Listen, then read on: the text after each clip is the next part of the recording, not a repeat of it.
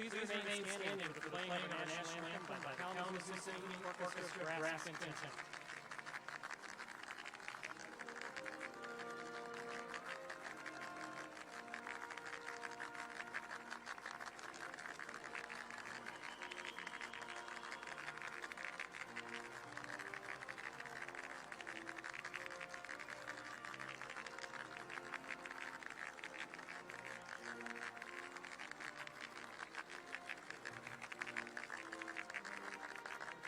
Welcome. Please remain standing for the playing of our national anthem by the Kalamazoo Symphony.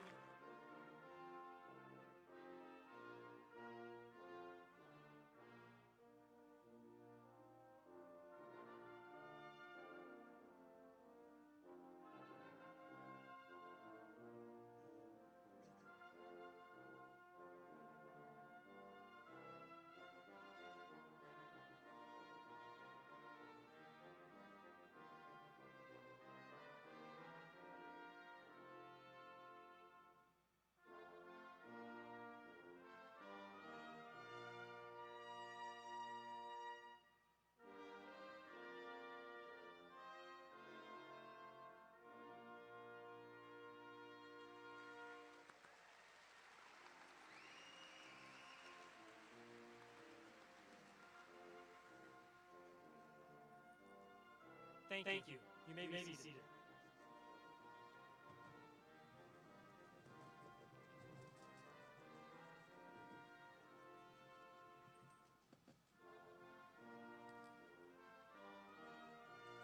I'm Dr. Peter Zukowski, Associate Dean for Student Affairs, and it's my privilege to be your host.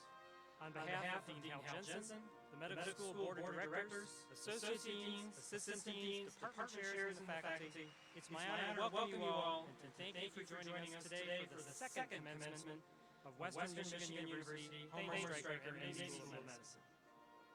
As the Associate Dean for Student Affairs, I've had the pleasure of working alongside these graduates, both in the classroom and in the clinic. I'm impressed with not only the leaders and physicians you have become in the last 4 years, but also those who you are today. Congratulations. I'd also like to take the opportunity to thank the guests with us today. Thank you for supporting these students today and every day. I'd like to introduce the founding dean of Western Michigan University Homer Stryker MD School of Medicine, Dr. Hal B. Jensen.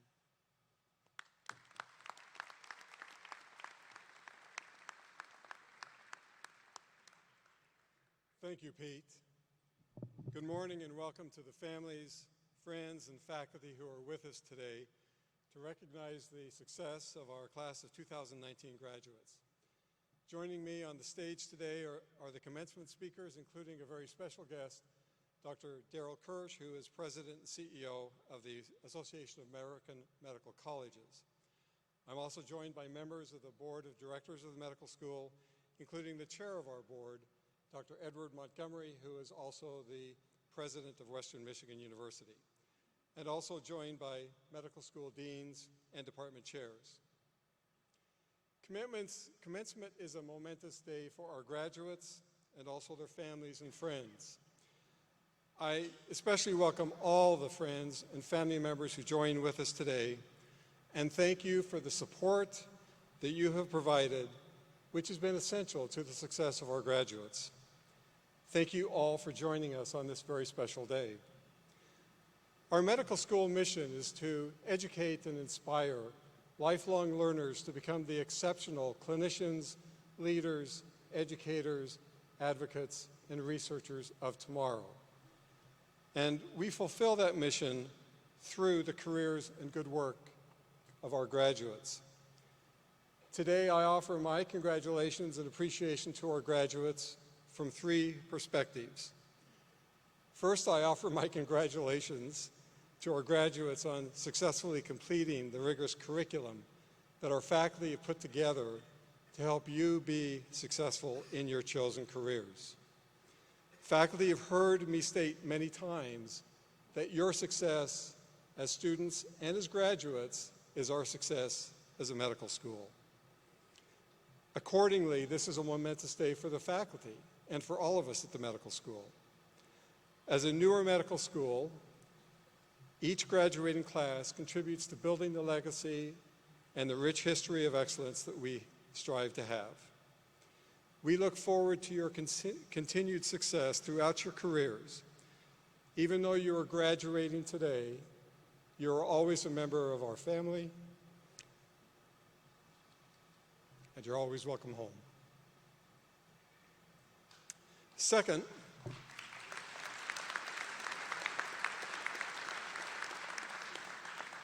congratulations and thank you for choosing to come to this medical school. As you accept our offer of admission, each of you expressed the confidence in us as a new medical school that we expressed in you as a new medical student. Student input and feedback are essential to us on our journey for continued excellence and our commitment to continuous improvement and lifelong learning as an institution. You have contributed to helping us achieve that goal. Thank you for helping make us an even better medical school. I want to mention just two of the student-led initiatives that are a hallmark of the class of 2019. The Student Health, Education, and Advocacy Link for the Community, or HEAL as it is known, is a student interest group that was instrumental in strengthening and refining our pipeline programs for school-aged youth that helps them develop an interest in health careers. And also the student-led counseling support group, known as Mentoring Each Other for Support and Success, which was formed to combat the stress and provide support for mental health issues that can occur while in medical school. These are just two of the examples of how this class has contributed to improving this medical school. Thank you for your leadership and your advocacy. Third, and perhaps most importantly, I congratulate our graduates on their choice to enter the healthcare profession. Among the many endeavors that you could have chosen for your lifelong work, you've selected a career that will have a profound impact on the individuals that you serve, with the communities that you live in our society. As a physician, your patients will place a unique trust in you. Even though you are only one person in the world, when you're the physician in the room, you're all the world to that one patient. As you graduate today and go forth to serve, you fulfill the mission of this medical school by being exceptional. Thank you for allowing us to be part of your lifelong journey to educate and inspire you. Congratulations. Together, we celebrate the success of our graduates today and in the future.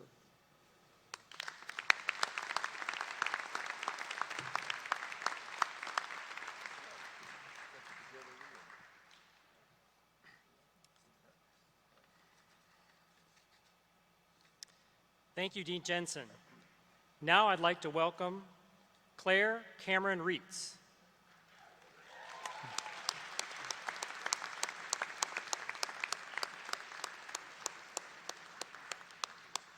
She's a graduate selected by her peers to speak today on behalf of the class of 2019. Claire earned 2 undergraduate degrees from Kenyon College and the University of Toledo. She'll complete her residency training in obstetrics and gynecology at the University of Toledo in Toledo, Ohio. She was awarded an Outstanding Student Award from the Department of Obstetrics and Gynecology and is a member of the Gold Humanism Honor Society. Claire?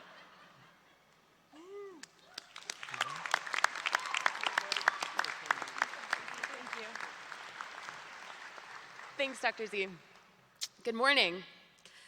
On behalf of the class of 2019, I'd like to thank our families, friends, and mentors for being here today. Whether you dashed over from the hospital or you traveled from far away, it means a lot to us that you showed up today and that you've been showing up for the past 4 years. I'd also like to take a moment to thank our basic science and clinical faculty, as well as the administrative and support staff at WMed. It takes a big team of really exceptional people to train a doctor. Thank you for your wisdom, but more importantly, thank you for your patience, kindness, and leadership. Thank you for your friendship. We will continue to call on the knowledge you instilled in us for the rest of our careers. And of course, I'd like to thank the class of 2019 for choosing me to speak today. You know I love you guys, and I'm truly flattered and honored that you chose me to do this. I can only guess that you chose me because you wanted to see me ugly cry. So for those of you who don't know me, I had a baby in March. I've been on maternity leave since then, so I've been spending the time in between diaper changes and doctor's appointments, diligently preparing for my first day as a resident physician on July 1st. What I'm trying to tell you is I've been watching a lot of the Great British Baking Show on Netflix. So for those of you who haven't seen the show, it's essentially a competition for amateur bakers. The show is judged by two presumably famous pastry chefs. Two British comedians serve as our hosts and double as the comic relief and cheer section for the contestants. For some reason that is never communicated to the viewers, the entire show takes place in a tent in what looks like the backyard of a castle or mansion. And everyone in the show is super British. If you're a fan of American reality cooking competition shows like Top Chef or Chopped, you'll be disappointed by the relative simplicity of this show. The contestants complete the same 3 challenges in each episode. They don't live in a house together and have their lives taped. There doesn't appear to be a cash prize for the winner. And the contestants are remarkably polite to one another. As I'm describing it to you now, I realize how boring this show sounds, but it's oddly addictive. And if I'm being honest, I think the crux of my addiction is likely my personal belief that being a contestant on the show is a lot like being a medical student. Let me tell you how. The most entertaining challenge on the Great British Baking Show is hands down the technical challenge. This is the one challenge for which the contestants are given no prior preparation. Instead, they're given the recipe and ingredients for something very esoteric that most of them have never even seen before. The assignment is simple. Produce a technically flawless version of the baked good described in the recipe. The catch is, of course, that almost none of them know what the final product is supposed to look like, and also that the recipe is intentionally vague and usually leaves out information crucial to completing the recipe in the first place, let alone a perfect version of it. You either have to have the know-how or some divine intuition in order to have a shot at succeeding.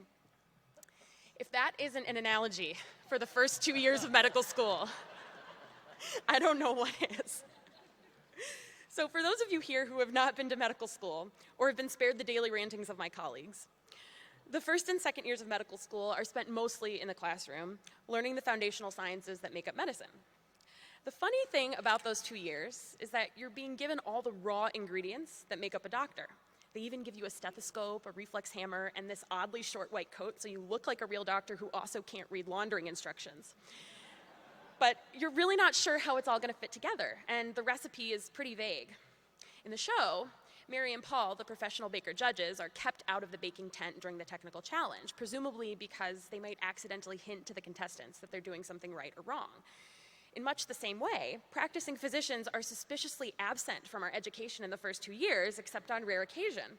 I've reasoned that this is probably not to intentionally starve us of their guidance, but more likely because they remember how M1 and M2 felt like a second puberty and they'd rather not relive it themselves. So, despite the comforting words supplied by our friends, families, partners, and spouses, a general feeling of existential dread ensues early in the first year. Will I need to remember all of this? How important is it to palpate the patient's spleen every time I see them in the clinic? I want to be a pediatrician, but I'm realizing I don't really like children. Is that bad? Is it a problem that sometimes when I'm listening for heart sounds, I literally hear nothing? So I do need to remember all of this? How am I supposed to remember all of this? Each exam is like a judging of the technical challenge in the Great British Baking Show. You show up hoping you baked the thing right. But as you glance at everyone else's dishes, you wonder why yours is a different color, and if that's because you didn't know something that everyone else knew. But then you remember that none of you know anything, and you wonder how some people seem to know something, and you wonder how they did that, and how can I do that next time? In the first few episodes of every season of the Great British Baking Show, each contestant is given a very brief segment that showcases their day job and their family life. The cast has all the usual suspects: a stay-at-home mother of 4 whose house could be a spread in Better Homes and Gardens, an elderly man who lives in the middle of nowhere and bakes bread every morning, a grandmother of 14 who makes all of her children's birthday cakes. But there are also some wild cards: a 19-year-old college student who somehow bakes every weekend in her dorm, a 28-year-old engineer living in London, a lumberjack. Every now and then, the hosts or judges will make some reference to the cast's background, especially if they're one of the wild cards. But for the most part, the contestants' personal narratives fade into the background as the season progresses. I'm always wondering what it's like when these contestants go home in between challenges. Do you think it's hard to focus on cutting down trees when all you can think about is Mary Berry's critique of your apple tart? This aspect of the show reminds me so much of being a medical student in the sense that I have a vague memory of knowing what my classmates did and studied before medical school, but those identities gave way to their chosen specialties long ago in my mind. Similarly, their home lives faded into the background of my image of them. But if you're married, engaged, parent, or otherwise tied to the background story of one of these fine people sitting here in front of me, I think you deserve your own honorary medical degree. You've seen us completely crumbling under the stress of exams, absolutely devastated by the opinion of a standardized patient, enraged about a school policy that felt downright unfair. Much like the wife of the lumberjack on the Great British Baking Show wonders how one man can care so much about the texture of the chocolate ganache she made last episode, I'm sure you've all wondered why we do this to ourselves, all the while worrying slightly, is my loved one part of a cult? But you've never wavered in your support of our crazy, expensive dreams, because you know we're all too weird to be able to do literally anything else, and because you've accepted your struggles as our own. Most importantly, you continue to remind us who we are outside of medicine, and who we were before we knew what it meant to trend someone's lactic acid. So to all of you out there who have raised or supported one of the doctors in the room, or maybe even two doctors, hey mom, thank you. You have no idea how important you are. Another task in the Great British Baking Show is something called the signature bake. In this challenge, the contestants are asked to make a basic type of baked good in such a way that reflects their personal baking style, whether that's in the flavors used or the fact that it's a family recipe. As the judges and hosts make their rounds in the baking tent, each contestant describes their elaborate version of the signature bake. Inevitably, despite the baker's earnest preparation for the challenge, they've forgotten or overlooked some crucial component that will allow their plans to be successfully executed. The judges will point out that the multi-layer cakes that the mother of four from Sussex planned will be fiddly, though she swears she's made them this way hundreds of times at home. Sure enough, by the end of the challenge, she's in tears, scraping deflated bits of her signature bake out of the baking tin, wondering where she went wrong and how the judges predicted this. I'd say this challenge is most like third year. You come out of the classroom years with a reasonable amount of knowledge, much of it useful, and you're itching to put it to use and show your attendings that you know things. But the learning curve is steep. You work tirelessly to put together your patient's symptoms, and just when you think you've figured it out, she's got pheochromocytoma for sure. Your senior resident politely suggests that maybe you should go retake her blood pressure, look over her labs and history, and then see if you want to expand your differential. There's a lot of nodding and smiling on rounds, pretending you know what things mean, and then furiously Googling them on your phone. There's a lot of volunteering to do things and then asking a nurse or PA to save you because you have no idea what you're doing. Amidst it all, you're trying to figure out what it is you'd like to do for the rest of your medical career, which is hard when you don't know what it is what you're doing half the time. Still, it's oddly gratifying to present your signature bake, a well-researched patient presentation, a great handoff to the night team, an important physical exam finding that no one else caught, to your attendings. By the end of third year, you begin to feel a slight inkling that you might be starting to sort of maybe be a little competent. The final challenge of each episode in the Great British Baking Show is the showstopper. This is the contestants' final chance in each episode to really wow the judges. There are very few instructions for this challenge, and the contestants are encouraged to prepare ahead and make something really unique and spectacular. Often the judges learn something new from the contestants, like how to use a new baking technology or an ingredient they've never heard of. Sometimes the judges will talk shop with the bakers, and you'll get the feeling that these contestants, though definitely still amateur bakers, are really on a level that surpasses the chocolate cupcakes you made last weekend.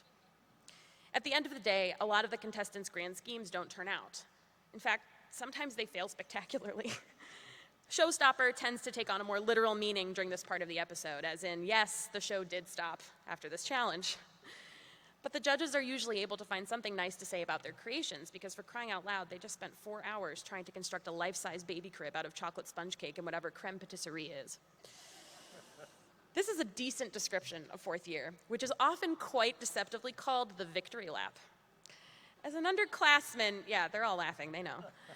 As an underclassman, I always imagined myself doing my fourth year victory lap by showing up to the hospital and doing everything perfectly, dazzling my attendings with insight and skill, and looking and feeling generally well-rested. I found that the word victory has taken on a much more nuanced definition as a fourth year. Victory means being able to actually answer a question that a patient asks you. Victory means suggesting a test or medication and having your senior resident agree every now and then. Victory means knowing all the codes to the supply closets at Borges. Victory means people starting to trust you to do semi-important things. Victory means someone else recognizing how hard you've been working. Victory means finding a specialty that you're really passionate about. Victory means getting to see your friends discover the specialties that they're really passionate about. Of course, medical school is not the Great British Baking Show.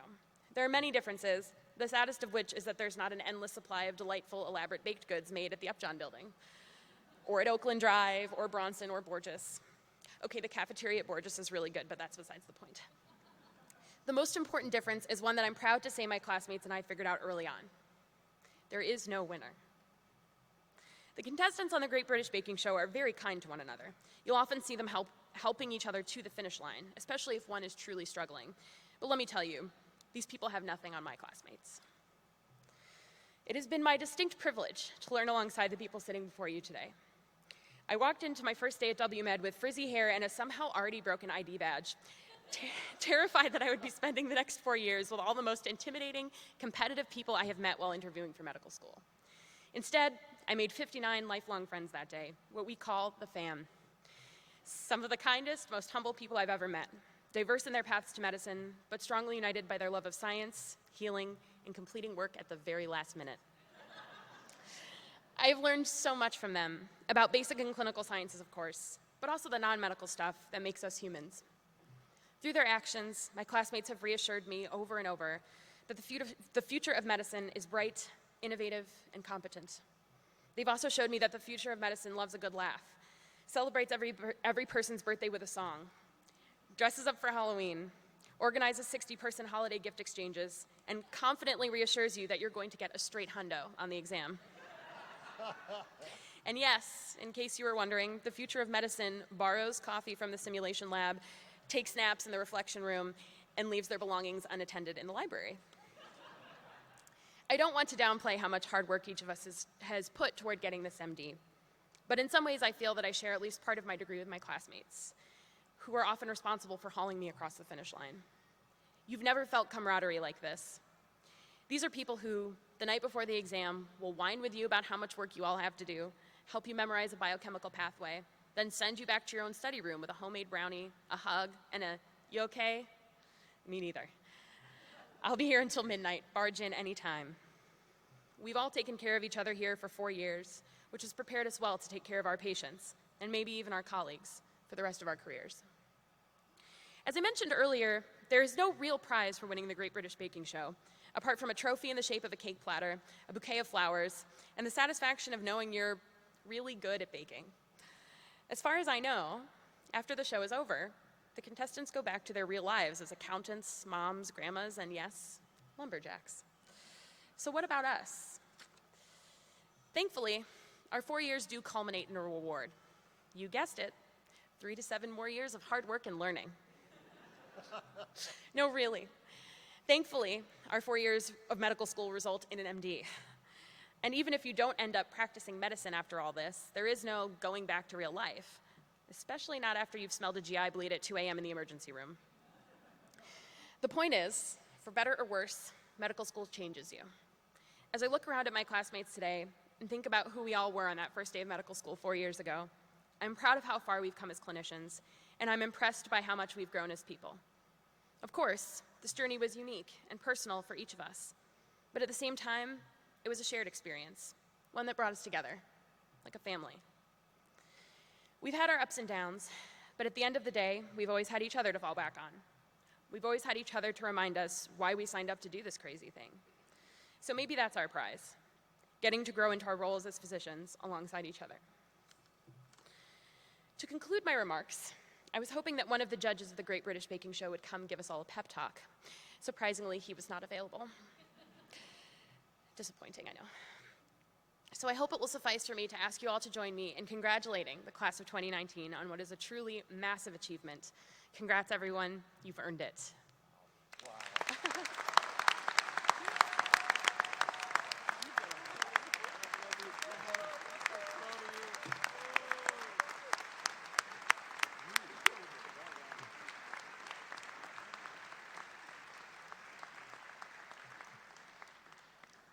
Thank you, Claire. It's my pleasure to introduce our next speaker, who will deliver a special address to our graduates. Darrell G. Kirch, MD, is President and CEO of the Association of American Medical Colleges, which represents the nation's medical schools, teaching hospitals, and academic societies. A distinguished physician, educator, and medical scientist, Dr. Kirch speaks and publishes widely on the need for transformation in the nation's healthcare system and how academic medicine can lead change across medical education, biomedical research, and patient care. He's an ardent champion for the well-being of the nation's health professions workforce and interprofessional education, serving as co-chair of the National Academy of Medicine Action Collaborative on Clinician Well-Being and Resilience, and is a founding member of the Interprofessional Education Collaborative. Dr. Kirch is also a member of the U.S. Department of Veterans Affairs Special Medical Advisory Group and the Board of Regents of the American College of Psychiatrists, and a past member of the American Council on Education Board of Directors. In 2007, Dr. Kirch was elected to the National Academy of Medicine. Before becoming AAMC president in 2006, Dr. Kirch served as the dean and academic health system leader of two institutions, Medical College of Georgia and Penn State Milton S. Hershey Medical Center. He has co-chaired the Liaison Committee on Medical Education, the accrediting body for U.S. medical schools, and chaired the AAMC Council of Deans. A psychiatrist and clinical neuroscientist by training, Dr. Kirch began his career at the National Institute of Mental Health, becoming the active scientific director in 1993. His work at NIM was recognized when he received the Outstanding Service Medal of the United States Public Health Service. A native of Denver, Dr. Kirch earned his BA and MD degrees from the University of Colorado.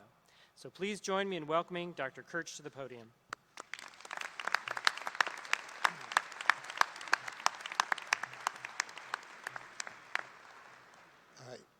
My thanks to Dr. Zembrowski for his very kind introduction. I'm sitting here realizing that I'm sandwiched between Claire, your wonderful presentation, and I've heard that Dr. Lurke has quite a sense of humor, and so I'm feeling, given the venue, I'm feeling sort of like the Zamboni coming out in between the main events.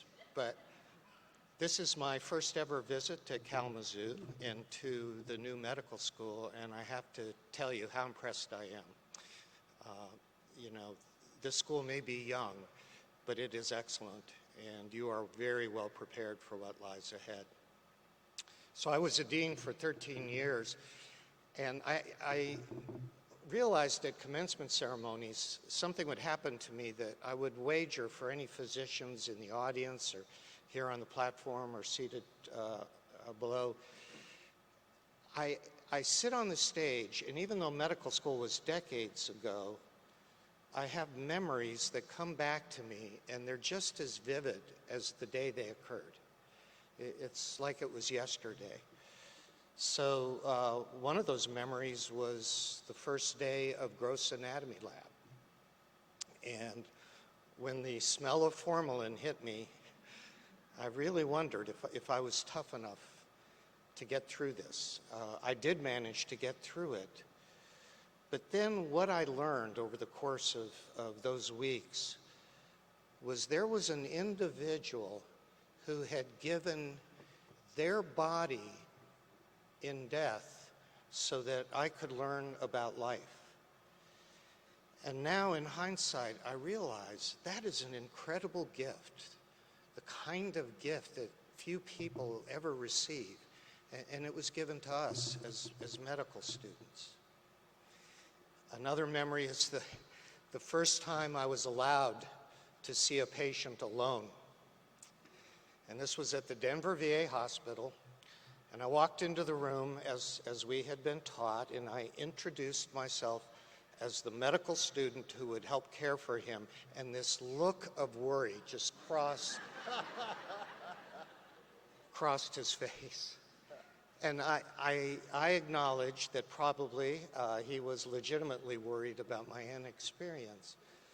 But the other thing I think that came through as I spent the time I should have spent on the history with him is he was worried that none of us were really going to know what his story was. And this man looked so frail, so weak, so ill.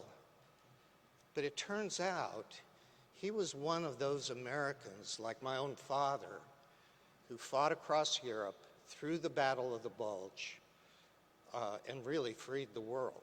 He was part of that greatest generation.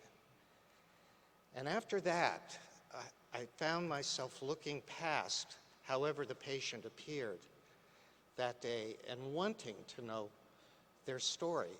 That story that every patient can give you is another one of those incredible gifts.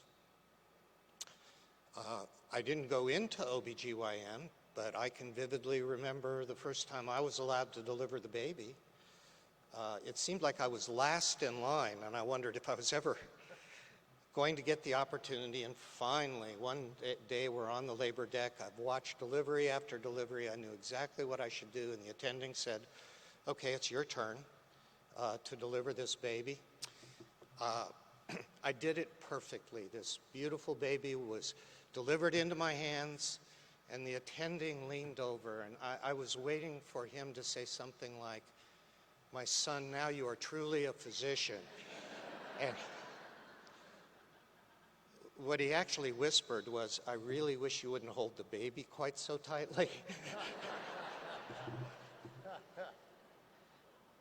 And I did relax my grip in the baby and didn't drop the baby. And I learned that this very young couple, they couldn't have been much into their 20s, had just allowed me, someone they hadn't met before that day, to share in the most intimate and precious moment of their lives. And how many people receive a gift like that? You've received those kinds of gifts, and I think you've formed those memories, and I think you'll be surprised, like many of us are, at how well they'll stick with you. I think one of the best memories you'll retain is of the camaraderie you formed as a class. I guess you refer to yourselves as the fam. And it really is true. You become a family and you form bonds that will last for a lifetime. I envy you in so many ways because you are entering an incredibly exciting time. You know, we have in America, without doubt, we have the best science, we have the best trained physicians, we have the best diagnostic tools, we have the best therapies. You're entering a remarkable world where that is all just going to steadily advance. People come from all over the world to get those things in America. But I also want to make a point because it's not all a rosy picture. So this year, we're going to manage in this country to spend $11,500 for every man, woman, and child on health care. That's a lot of money, almost $4 trillion.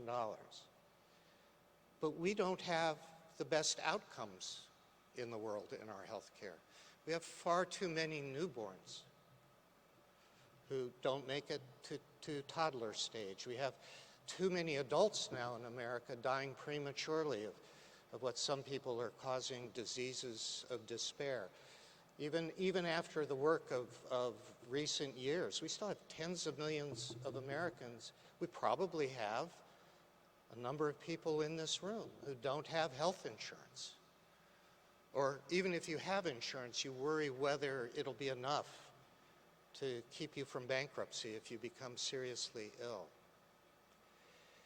We can do better than this as a nation, but we haven't quite found the way yet. You know, you might sit there and say, well, Here's somebody who lives and works in Washington, D.C. Those are political issues, and I didn't go to medical school to deal with politics. But what I'd argue is that it's not political. These are ethical issues.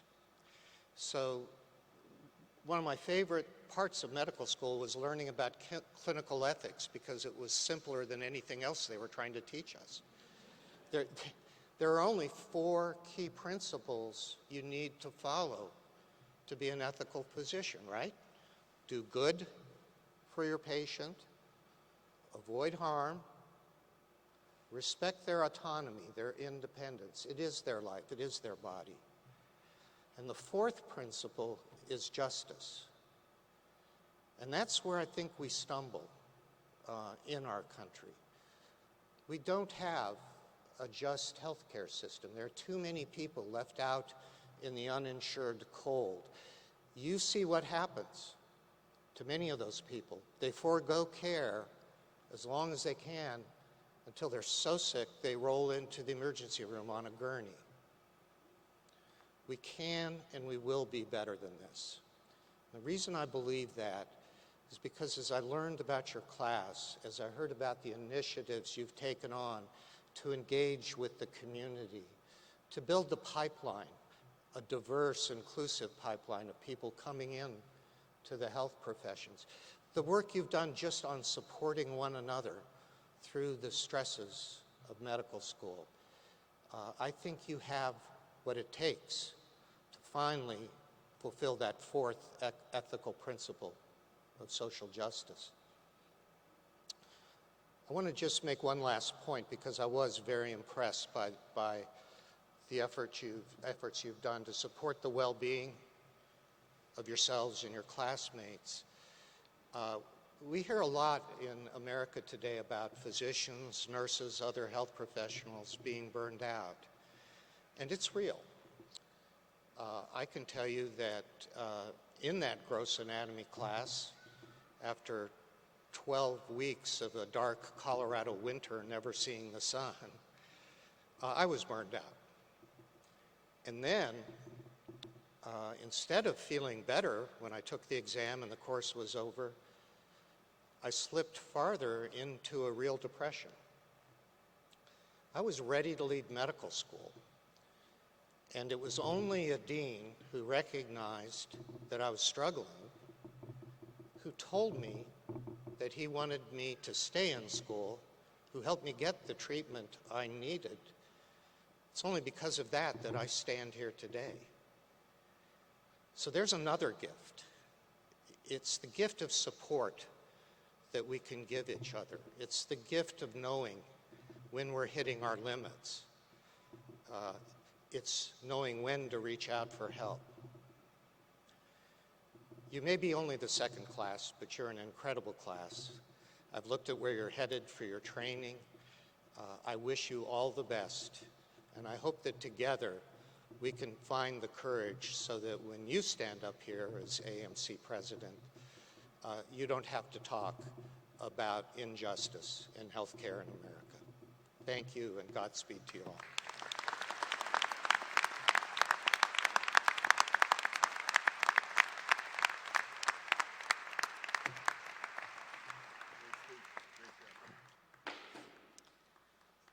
Thank you, Dr. Kirch. I'd like to introduce our commencement speaker, Dr. Mark Lurkey. Dr. Lurkey currently serves as chair of the WMU Department of Medicine. During his 32 years in academic medicine, he has received a Lifetime Faculty Excellence in Teaching Award from Michigan State University College of Human Medicine in recognition of over 20 annual medical student teaching awards received throughout his career. Dr. Lurkey has also been recognized as the State of Michigan's honoree for the Humanism in Medicine Award given by the Gold Humanism Society. Dr. Lurkey received his MD degree from the University of Illinois and completed his residency in internal medicine at the Southwestern Michigan Area Health Education Center, or SMAHEC, the predecessor to WMED. He practiced as an internist in Owatonna, Minnesota for 2 years, and then returned to Kalamazoo to become assistant program director for the internal medicine residency program. While Assistant Program Director, he completed a Primary Care Faculty Development Fellowship provided through Michigan State University College of Human Medicine. He served as the Residency Program Director for the Internal Medicine Residency Program for 17 years before becoming the Chair of the Department of Medicine. In fall 2015, Dr. Lurkey made the keynote address to the MD class of 2019 at their white coat ceremony. This is an annual tradition in which the first-year medical students receive their first short white coat of their medical school career. The white coat, a symbol of the medical profession for more than 100 years, signifies the student's commitment to the practice of medicine and the patient-physician relationship. We welcome back Dr. Lurkey today to speak again to the class of 2019 as they graduate.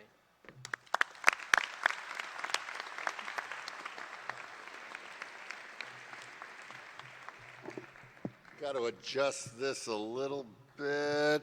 There. Thanks, Dr. Z. Thank you, students.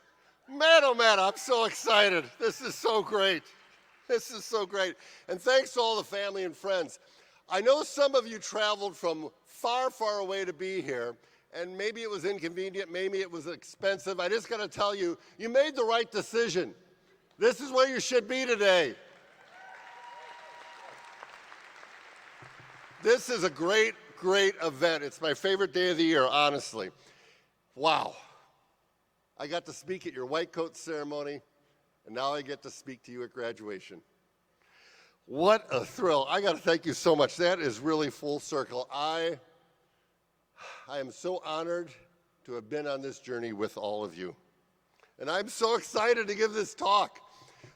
Some people say, aren't you nervous or something like that? Now, like my wife, you remember my wife, first day of medical school, I met her. Remember that? Remember that? We just had our 40th wedding anniversary in April. Yeah, that's a shameless attempt to get applause. She is an introvert, and this would be her worst nightmare, seriously, speaking in front of all of you people. I'm not so much of an introvert, more of an extrovert, so I really, really enjoy this. And besides, there's really no pressure. I mean, in 20 years, when people ask you, what did your graduation speaker say at your med school graduation?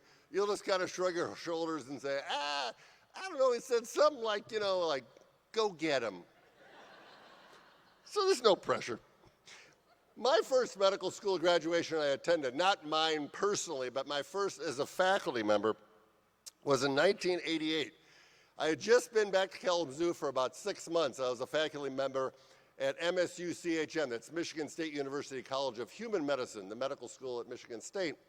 And one of my buddies and colleagues, Dr. Jim Babel, who's here today, he's a surgeon in town. I'm sure many of you have worked with him and know him. And he was the program director for the clerkship director for the surgery clerkship. And he said, hey, Mark, you going to go to graduation next month in East Lansing? I said, what? He said, yeah, it's on a Saturday. Aren't you going to go? I said, why would I waste a perfectly good Saturday driving an hour and a half to Lansing, an hour and a half back, and sit through this 2-hour ceremony? That's torture. Why would I do that? He says, I don't know, man. I know you pretty well, and I think it would be kind of your thing. I think you would dig it. I think you should do it. He said, just do me a favor. Just go once and see what you think. And so I went. And I loved it so much. It was so great. After that, I went to 26 straight more graduations, medical school. Seriously, I went to 27 straight. I think the reason I enjoy this day so much is that it is a day of excess. It is completely over the top, just pure laughter and joy and love. In fact, I think that's why Claire and I were great speakers today, because we are both so over the top. We are ridiculous, the two of us. It's a day of unlimited pride, unlimited joy, unlimited excitement. There are no limits. So all of you out there, all the friends and family members, I'm giving you permission, okay? Take all the pictures you want. You cannot take too many photographs. It's impossible. Hug those graduates as tight as you want to. You can't hug them too hard. Kiss them as many times as you want to kiss them. You cannot kiss them too much. And tell them that you love them over and over and over again. You cannot express your love too much for these amazing students. All right.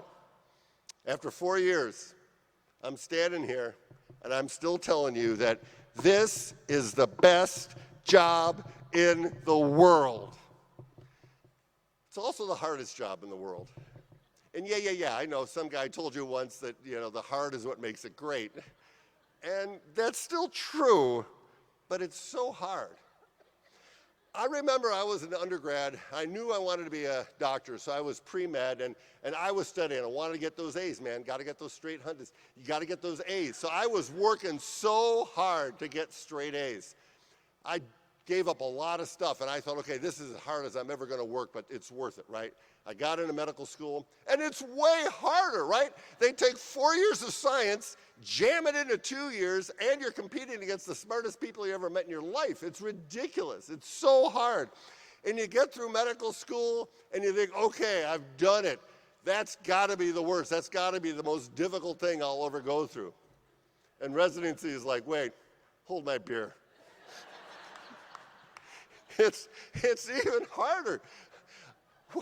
Several years ago, one of the students that graduated posted on her Facebook account, she said, she was like 6 months into internship, she said, residency is like jail for smart people. That's not far off. A little more sophisticated than a meme on Facebook, in his book, When Breath Becomes Air by Paul Kalanithi, he says, people often ask if being a physician is a calling. My answer is always yes. You can't see it as a job, because if it's a job, it's one of the worst jobs there is. So, one of the important things to prevent burnout is to talk about self-care, both over the next few years and the next few decades. So I want to devote some of my time to my talk on that. I was a medical student back in the late 70s in Rockford, Illinois, University of Illinois. ILL.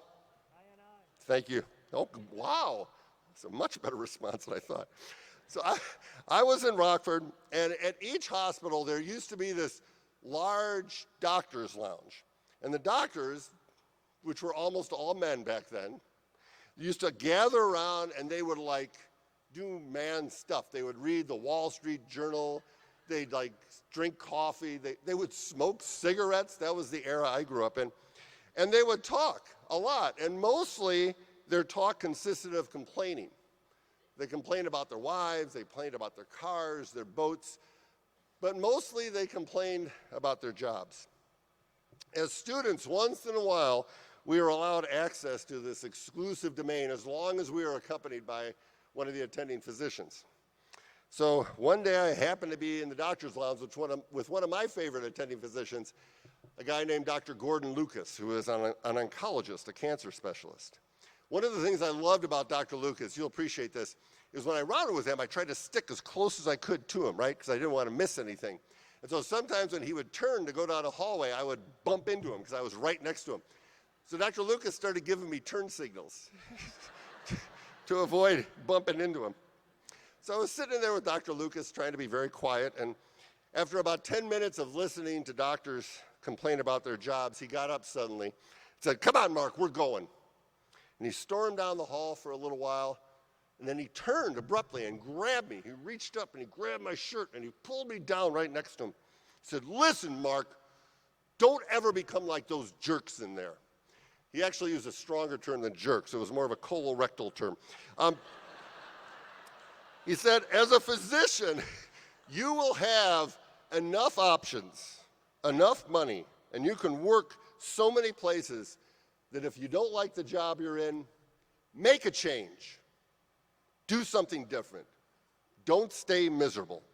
You are 90% responsible for your own happiness. 90% responsible for your own happiness.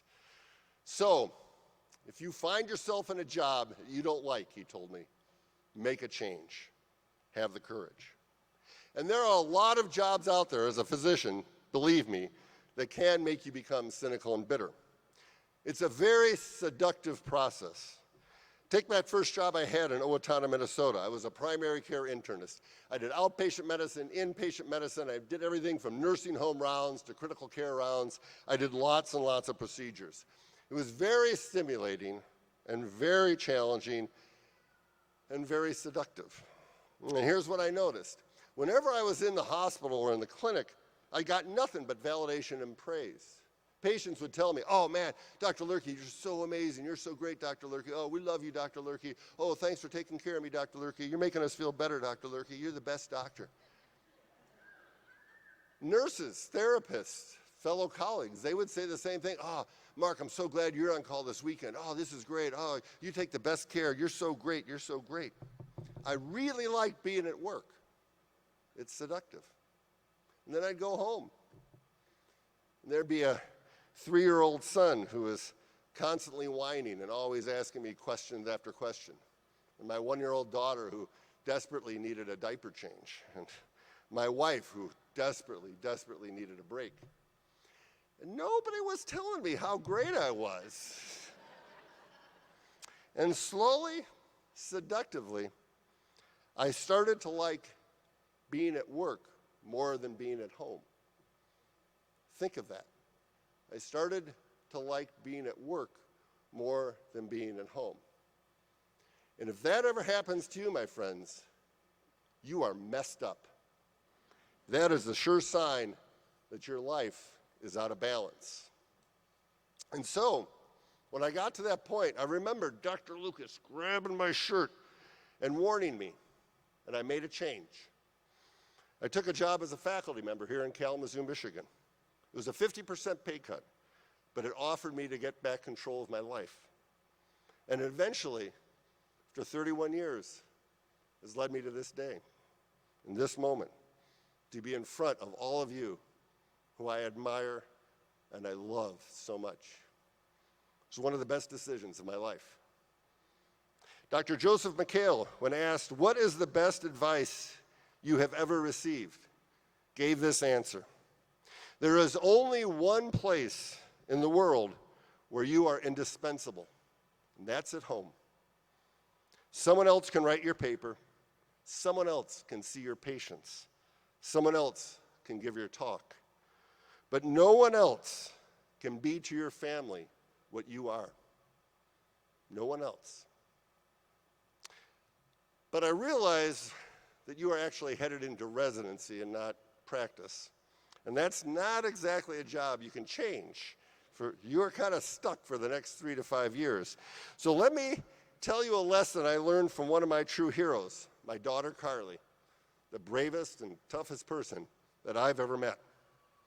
When Carly graduated from college in 2007, she joined the Peace Corps. She was assigned to spend over 2 years in a small West African country called Benin. Benin is very hot, very humid, and very, very, very poor. There's no clean running water. There's no reliable electricity. The only toilet is a hole in the ground that you got to kind of... Her home was made of cement and had this tin roof with this drop cloth ceiling that would try to absorb some of the heat that radiated down. I would fall asleep at night, and as I fell asleep, you could hear the mice scampering in that drop cloth roof.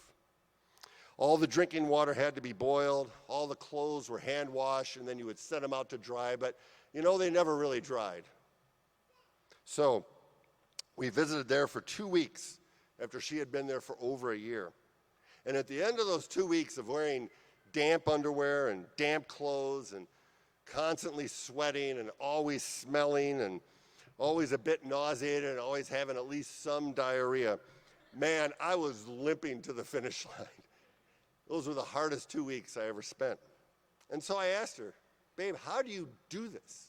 How do you do this? I've been here for 2 weeks and I'm barely making it, and you're committed here for 2 years. And you're not only surviving, you are thriving. How? And she smiled at me gently, and she said, all you say is true. And certainly if you want to be miserable, there are more than enough reasons to be miserable. But I decided something early on. I would find one good thing every day. And I can always find something. Maybe it was a beautiful sunset. Maybe it was some children playing soccer. Maybe it was an unexpectedly good meal or some new food that I hadn't tried before.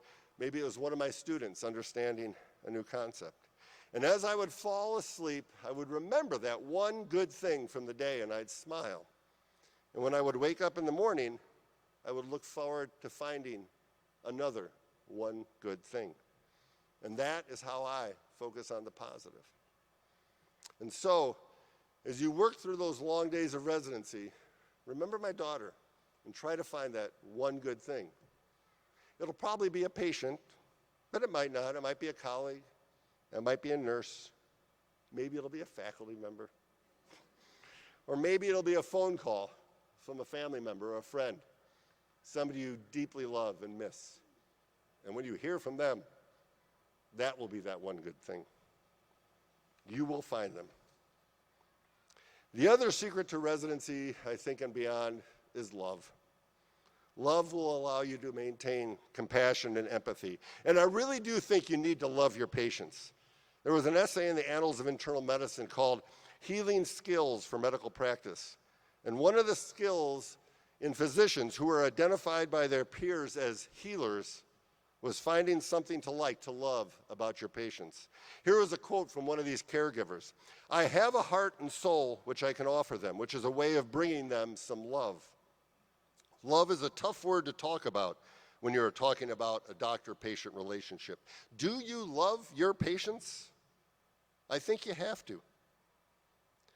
Some people don't want to say they do, but I really think to get to the point of healing, you have to love.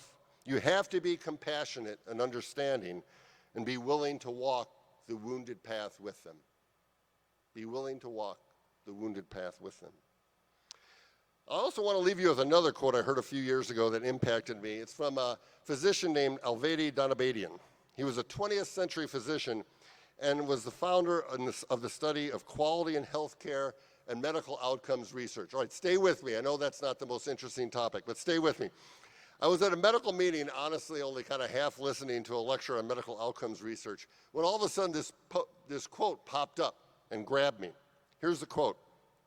"Systems awareness and systems of design are important for health professionals, but they are not enough. They are enabling mechanisms only." Stay with me. It's coming, okay? I know you're like systems of, no, it's coming. Ultimately, the secret of quality is love. You have to love your patient. You have to love your profession. You have to love your God. If you have love, then you can work backwards to monitor and improve the system. So, don't forget love. Love is really, really important. No matter what changes the future holds for medicine, and things will change. Things will change so dramatically that nobody here can predict it. But one thing will never change. It never has, and I don't think it ever will. And that is the intimate dynamic between a confident, compassionate physician, that's you guys, and a sick, vulnerable, scared patient. And at the center of that dynamic is love. All right, remember my speech from the white coat ceremony? I told you a story about a patient, and the lesson was that every day is a gift, right? Every day is a gift. Well, Carly's story in this speech says that every day has a gift. Today, you all gave me a gift. You may never remember what I said today, but I will never forget speaking to you. You are the gift. You are the gift to me. I am so grateful for all of you. Please feel the love that is surrounding you today, both on this stage, both behind you and on the floor from the faculty, and all around you with your family of friends. Feel that love and always strive to make your job feel full of love and joy. And always, always know that I love you very much. And now, go get them.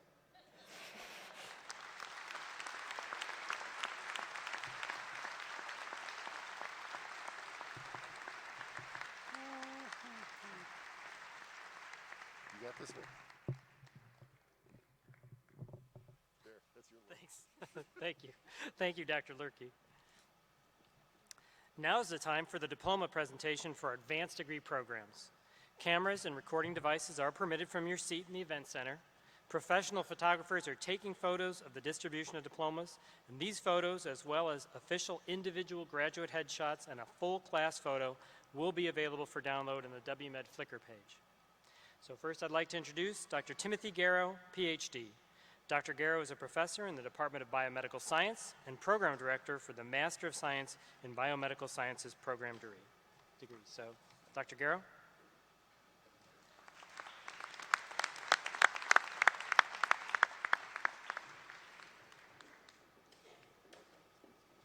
Thank you, Pete. The Master of Science in Biomedical Sciences degree program is designed specifically to prepare students for success in medical school. As part of this program, students are invited to begin the medical school program the following year. We refer to this program as the Bridge to MD program, and we know these students will go on to make significant contributions to the field of medicine. Graduates, when I call your name, please come to the podium to accept your diploma. Ricardo Malziner.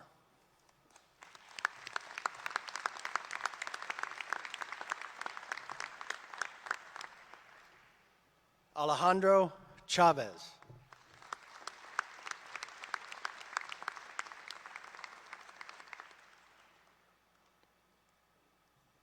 Samantha Woolery.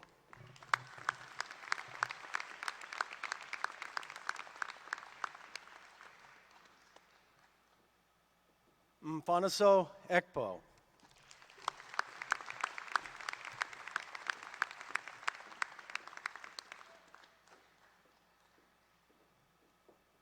Joseph Wilner.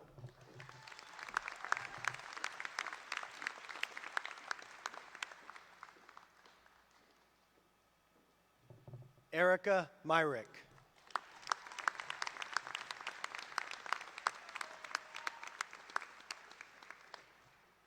Vera Obanawe.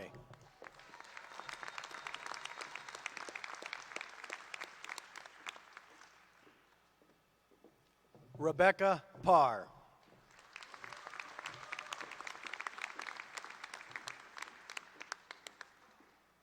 Congratulations to the class of 2019 graduates of the Master of Science in Biomedical Sciences degree program.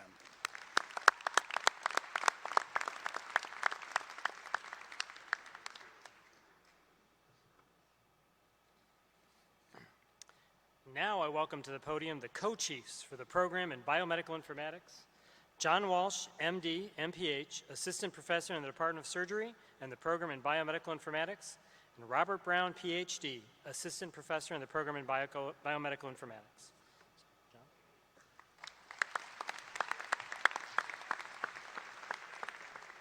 Thank you, Pete, and good morning, everyone. Clinical informatics is the application of data science and information technology in a healthcare setting, both inpatient and outpatient. The field focuses on improving healthcare quality, efficiency, cost, and availability by leveraging patient care data and advances in technology. The Master of Science in Clinical Informatics degree program provides our students with a knowledge base and skill set so that they can work toward improving the entire healthcare experience for our patients. Graduates, when I call your name, please come to the podium to accept your diploma. Jefton Knight.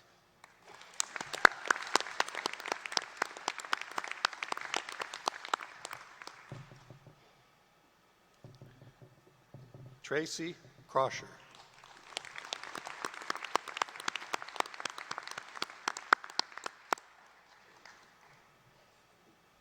Elman Oliver.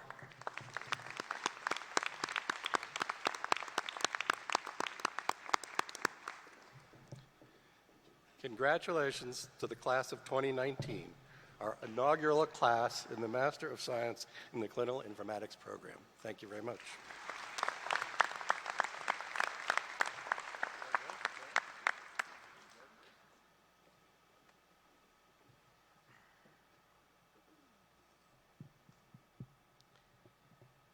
Now's the time for hooding and conferring of Doctor of Medicine degrees. Hooding ceremonies are traditions in medicine carried out by institutions of higher education to recognize students who have earned the Doctor of Medicine degree. During the hooding ceremony, each graduate will be called to the stage to have their hood placed over their head by their Learning Committee Scholar Advisor and a guest hooder. Graduates had the opportunity to be hooded by a physician, family member, friend, or mentor. During the hooding ceremony, we will announce the names of each guest hooder. We want to thank the guest hooders for joining us today for this special occasion as our graduates join the medical profession. As we begin, I ask that you hold your applause until all graduates have been hooded and the conferring of degrees is completed. Dean Jensen, the Medical School Board of Directors, deans, department chairs, faculty, and guests, I'm honored to present to you for hooding the Western Michigan University Homer Stryker, MD, School of Medicine class of 2019.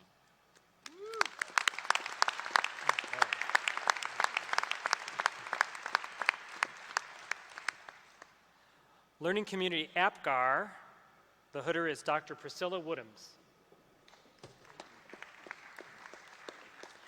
Guest hooder, Dr. George Hughes, Jr.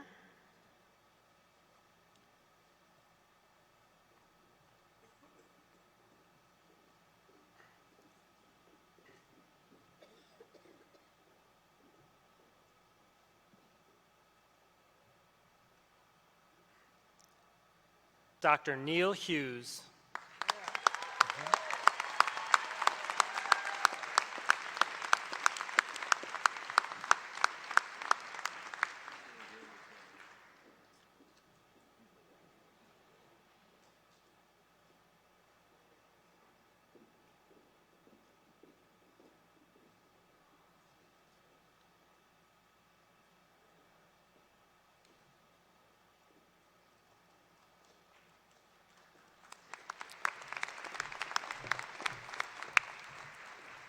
Guest hooder, Dr. Lisa Miller.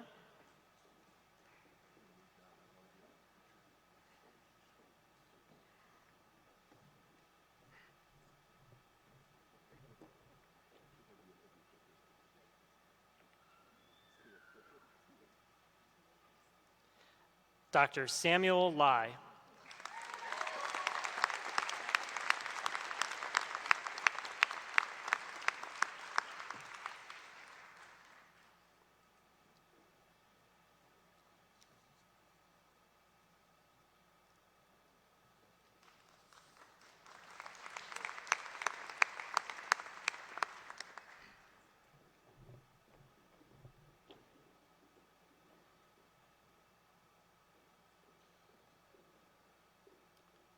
Dr. Sarah Kemp.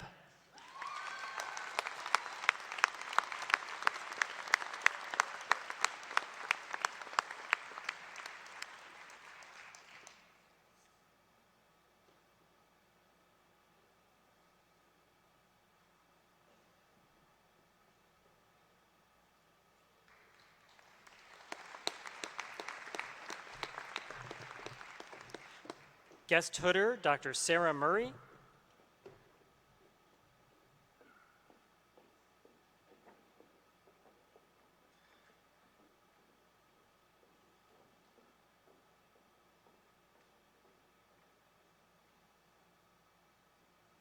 Dr. Dagan Hammer.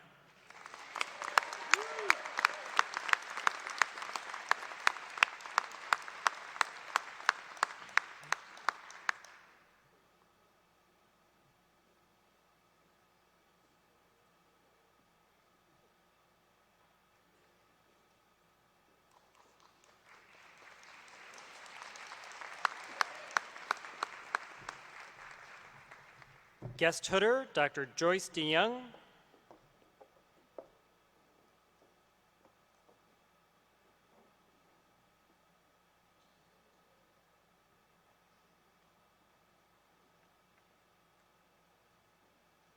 Dr. Melanie Bourgeau.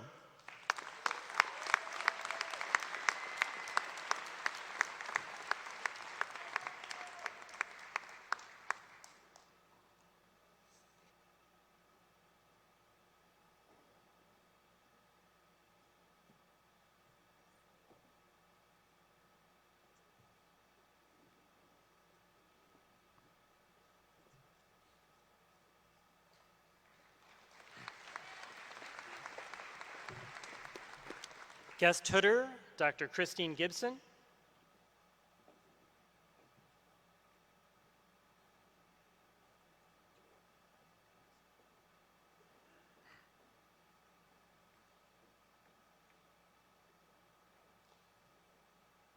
Dr. Dart Newby.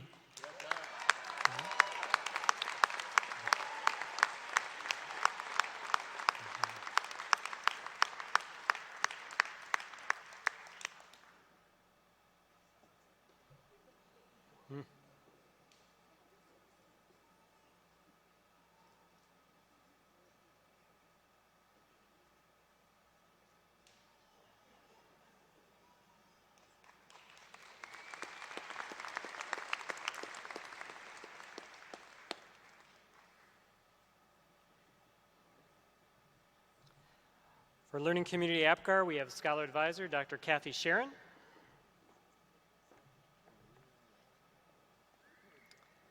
And Scholar Advisor, Dr. Priscilla Woodhams.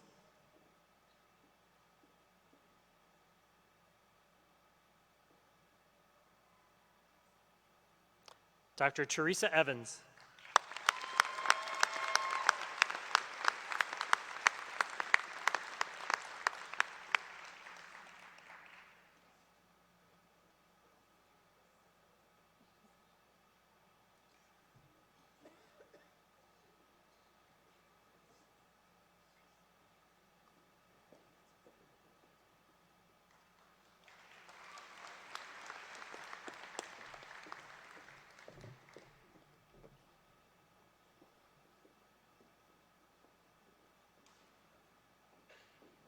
Dr. Duncan Paulette.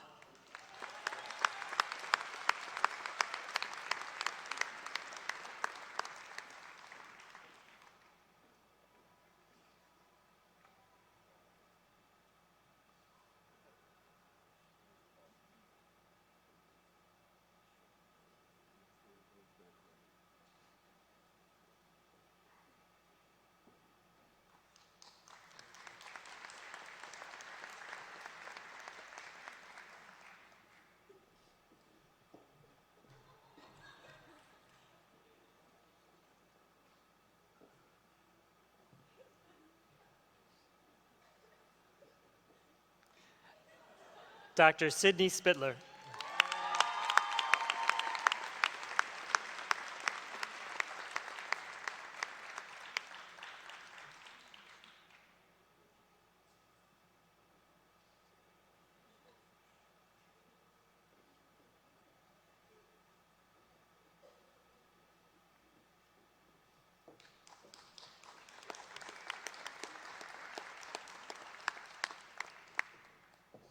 Guest tutor, Dr. Carrie Sanborn.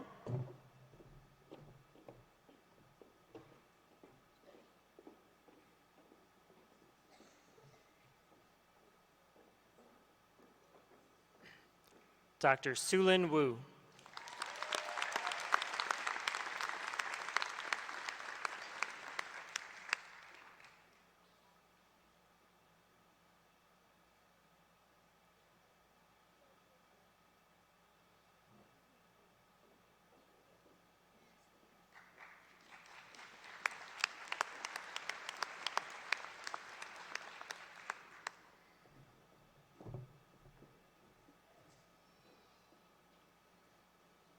Dr. Jennifer Kim.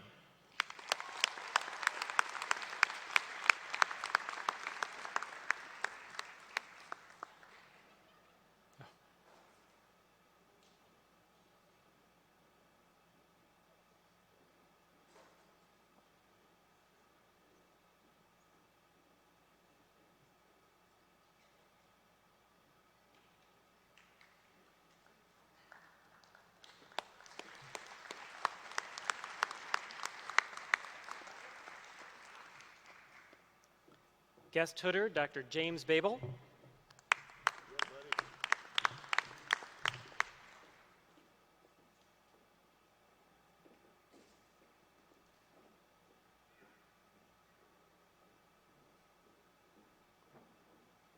Dr. Jose Lopez Vera.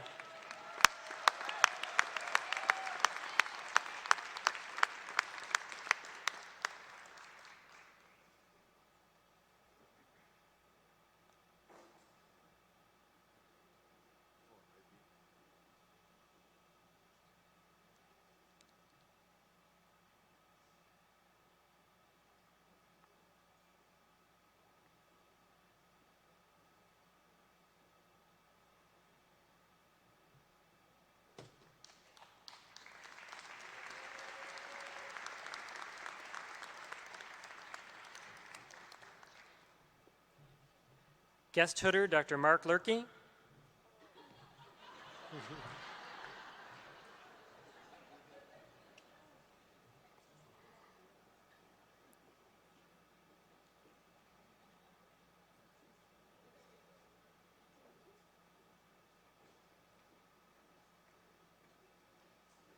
Dr. Amy Reckenberg.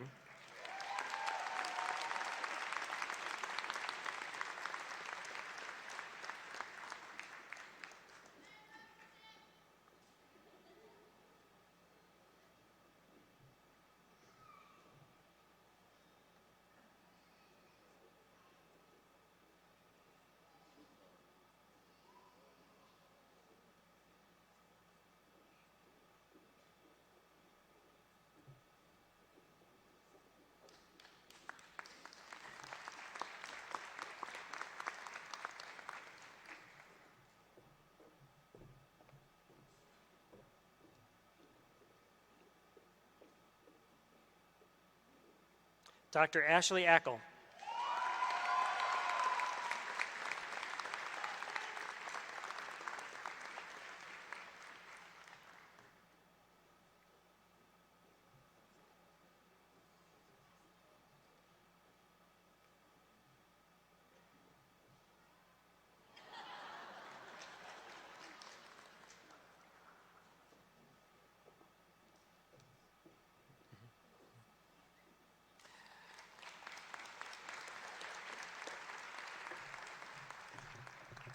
Our Learning Community Blackwell is Scholar Advisor, Dr. Sandra Wiederhold.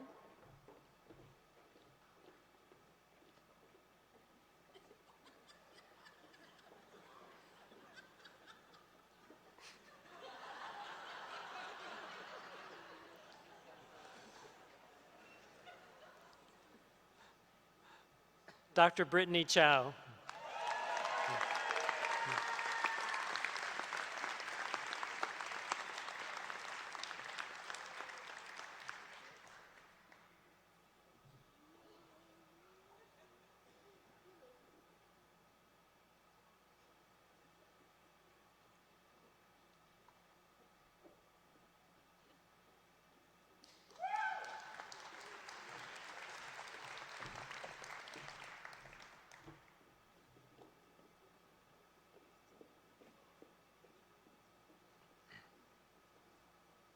Dr. Megan Siebelis.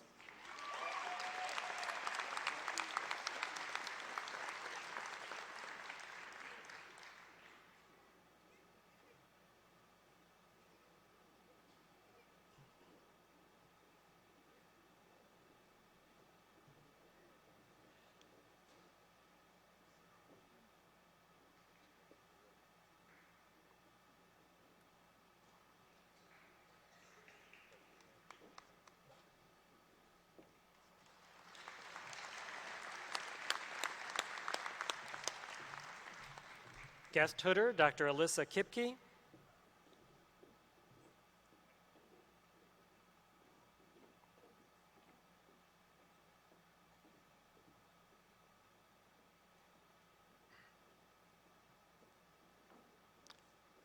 Dr. Peter Huxema.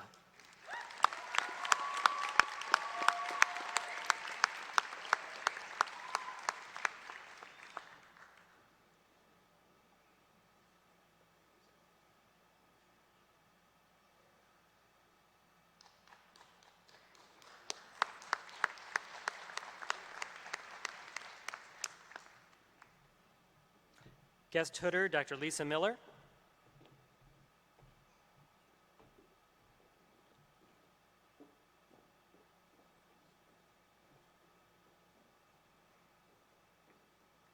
Dr. Sarah Khalil.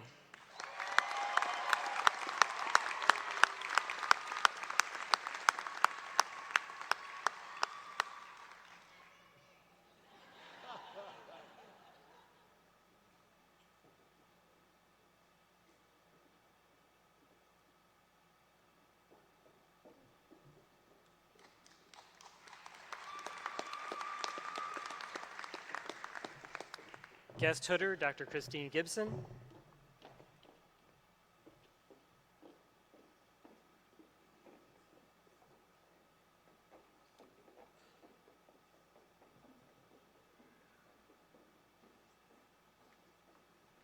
Dr. Maria Mason.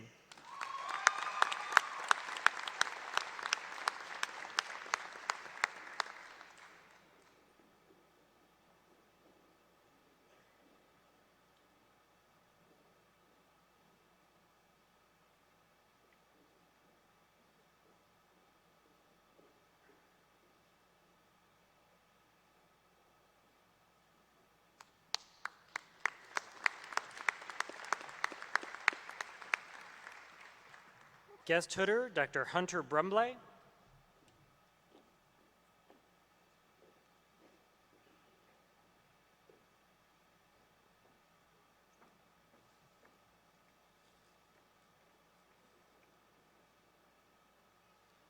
Dr. Bo Prey.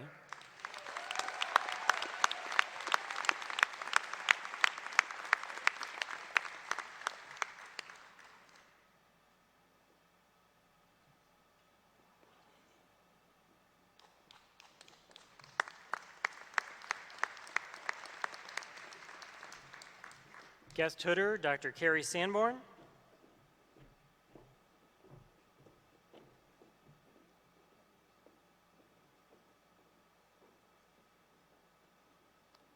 Dr. Grace Parikh Walter.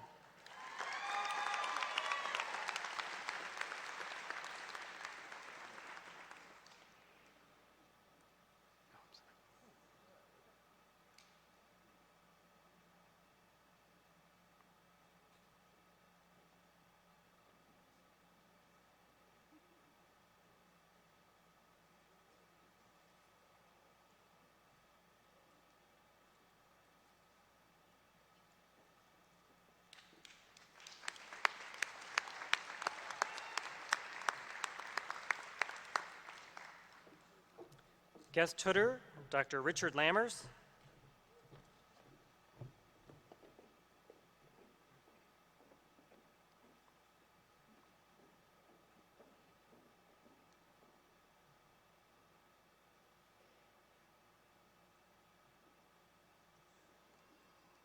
Dr. Nathan Wellham.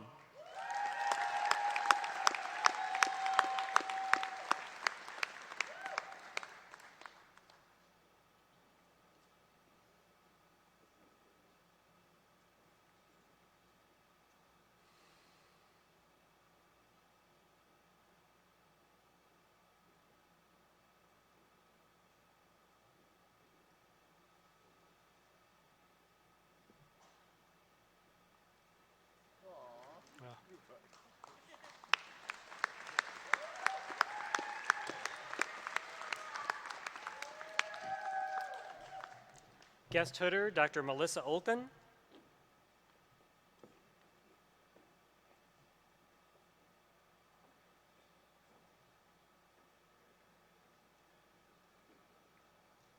Dr. Stephanie Van Alsten.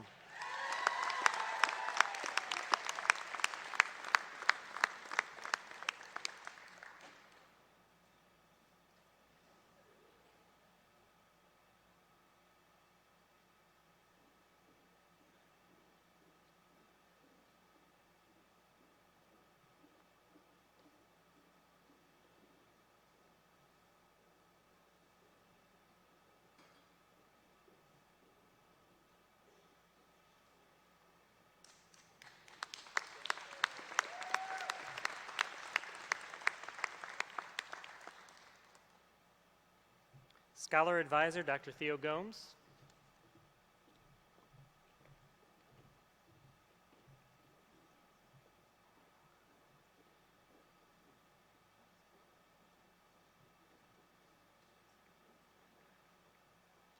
Dr. Charles Brewerton.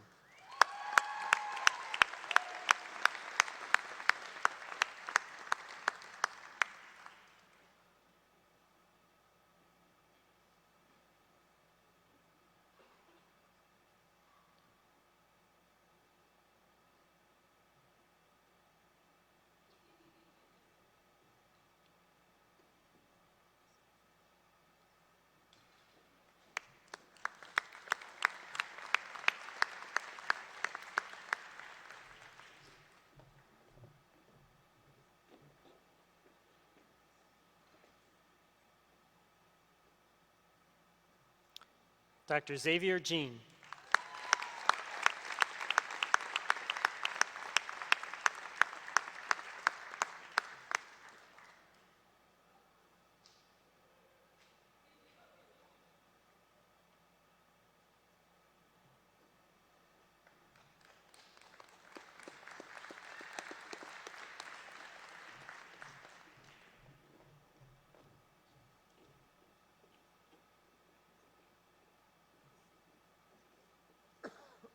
Dr. Evan Kohler.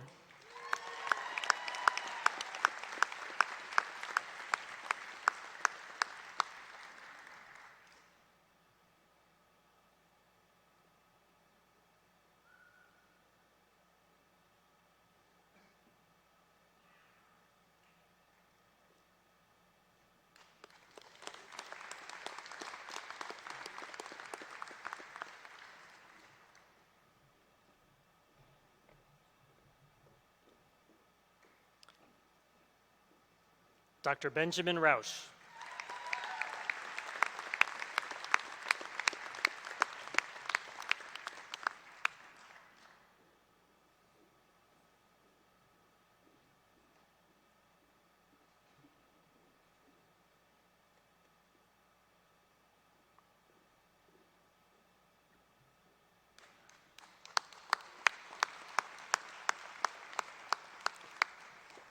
Learning Community Cushing, Scholar Advisor, Dr. Robert Rebar.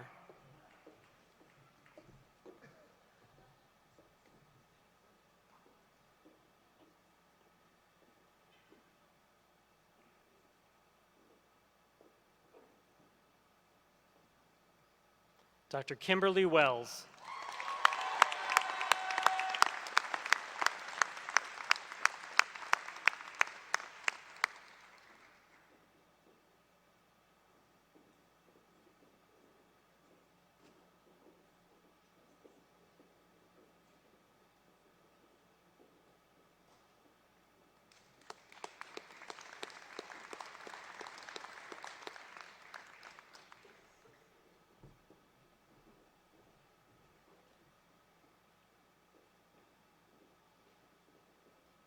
Dr. Vina Tran.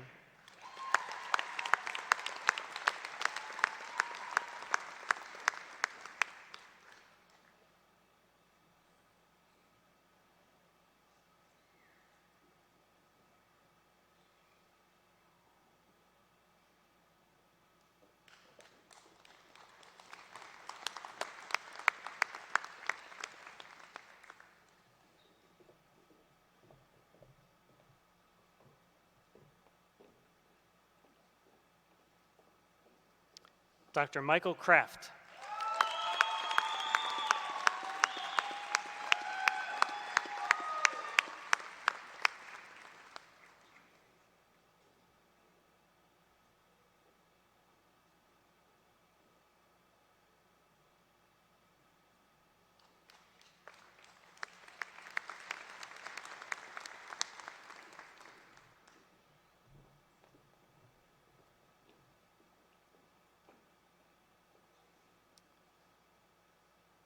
Dr. Michelle Knapp.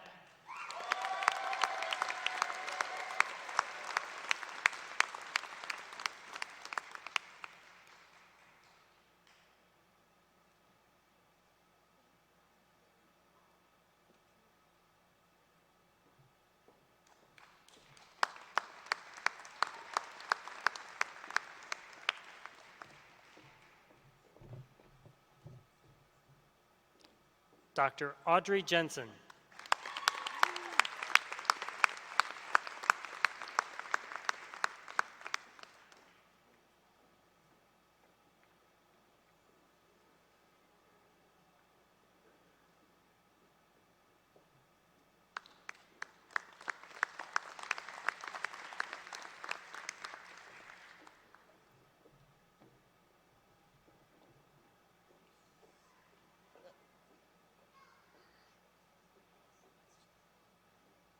Dr. Nathaniel Balmert.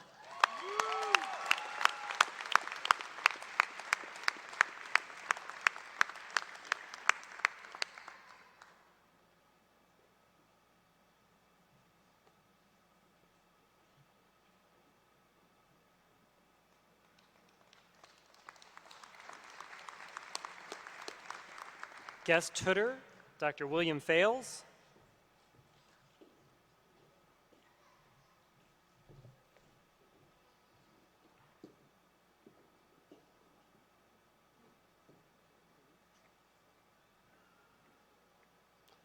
Dr. Jennifer Ray Nelson.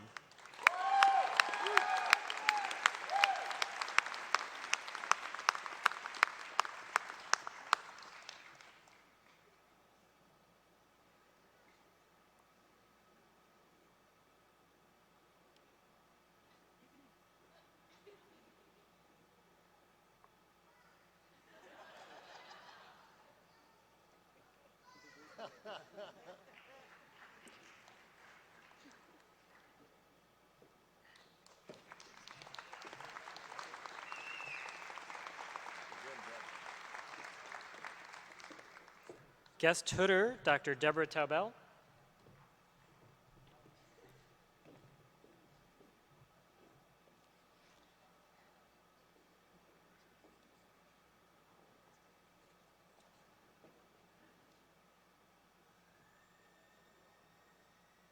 Dr. David Lee.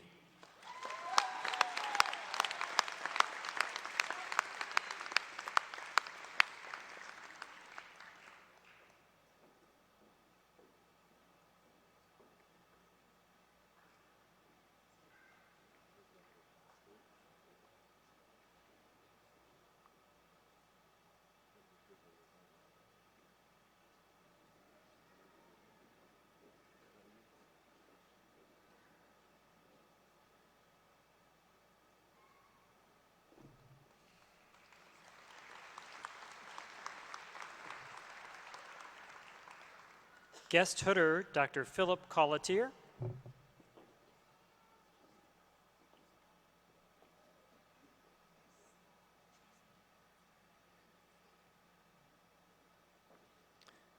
Dr. Keegan Colletier.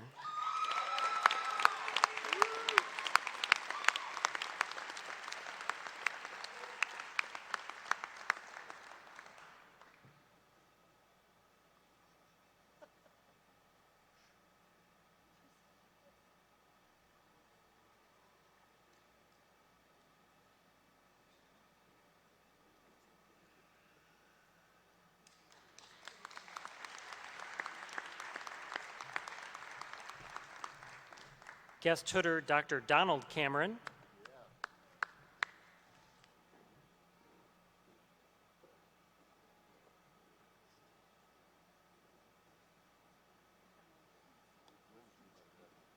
Dr. Claire Cameron Reitz.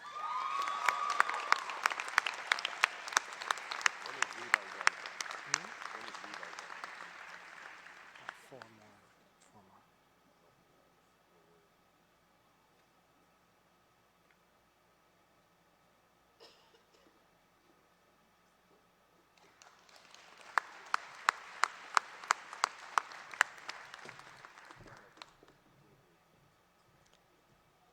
Guest tutor, Dr. David Overton.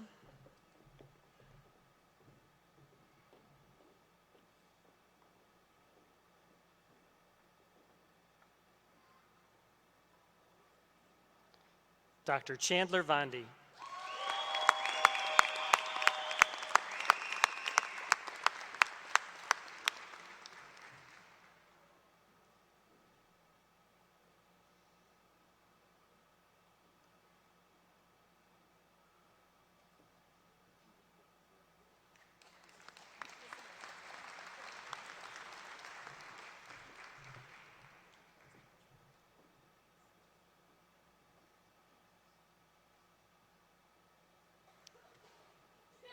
Dr. Nicholas Suida.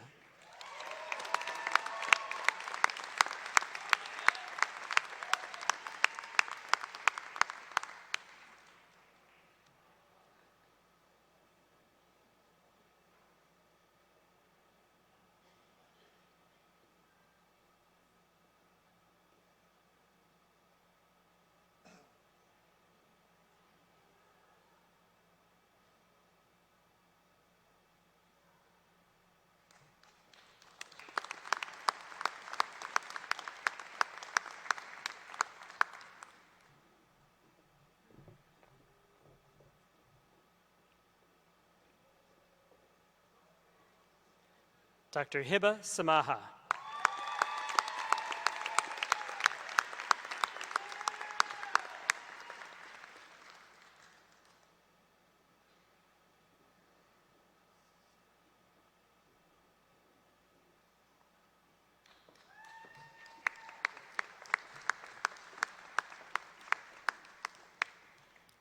Guest Hooder, Dr. Richard Roach.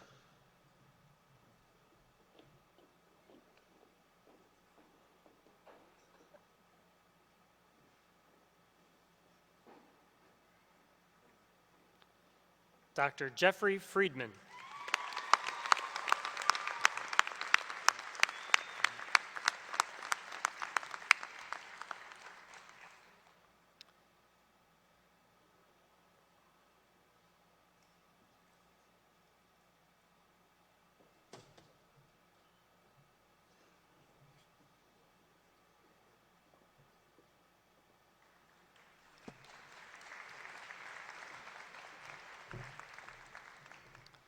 Learning Community Drew, Dr. Brandy Shattuck.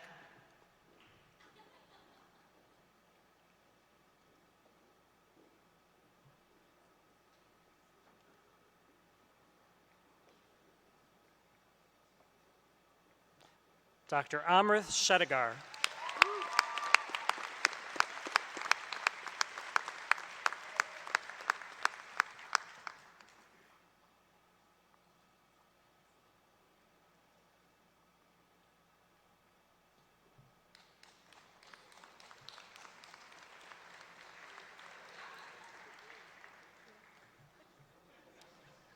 Guest Hooder, Dr. Sarah B. Kinsella.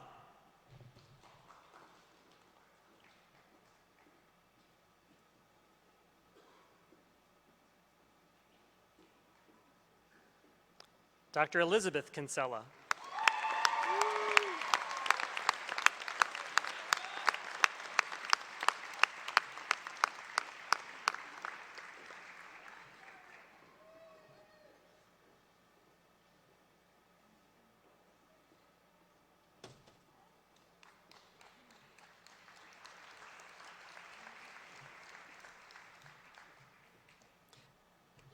Guest Hooder, Dr. Mark Lurkey.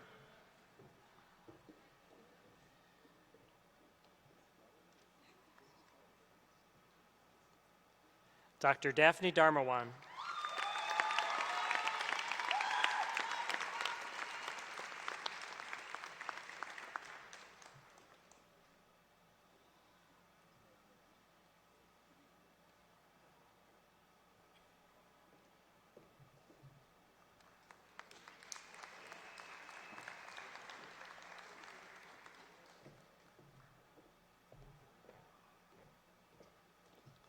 Dr. Stephanie Chang.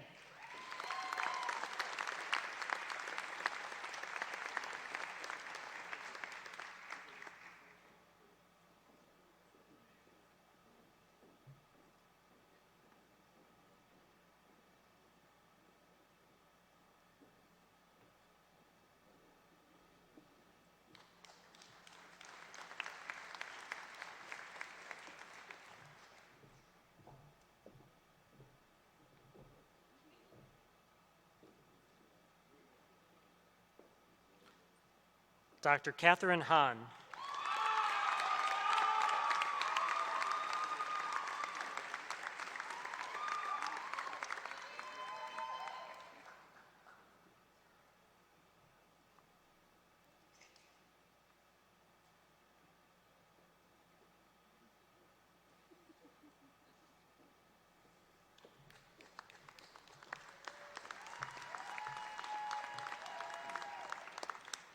From Learning Community Drew, Scholar Advisor Dr. Theo Gomes.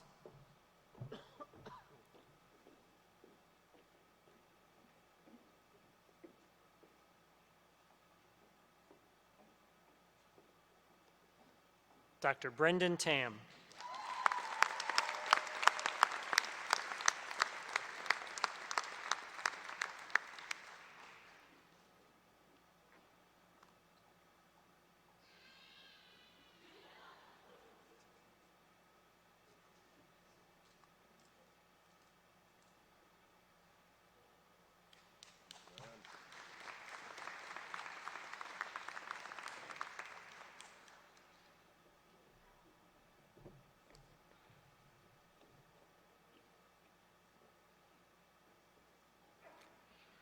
Dr. Tyler Gardner.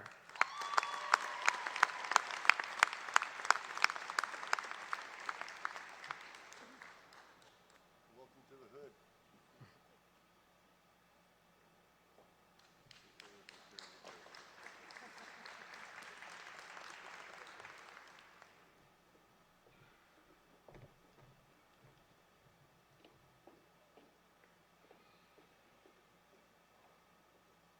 Dr. Aditi Kundu.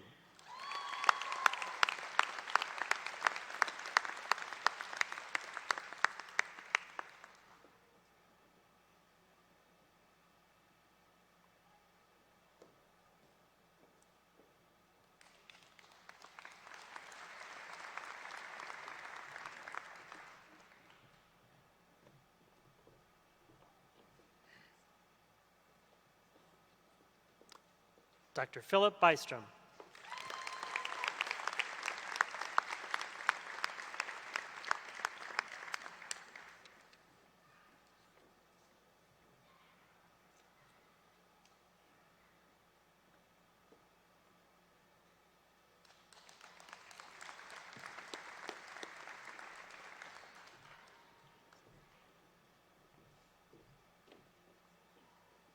Dr. Jordan Fenlon.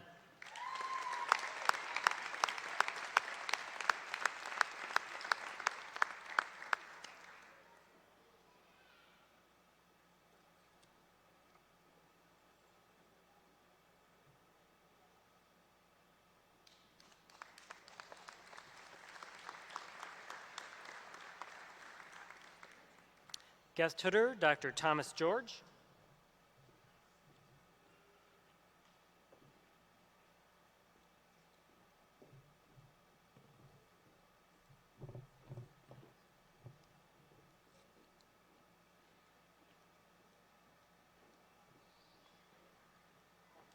Dr. Michael Chaveria.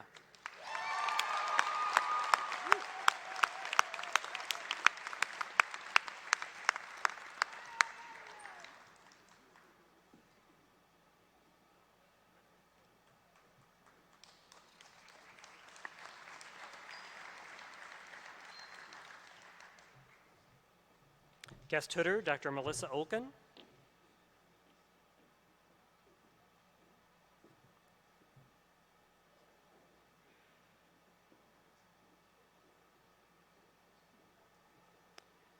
Dr. Felix Shunyiwan.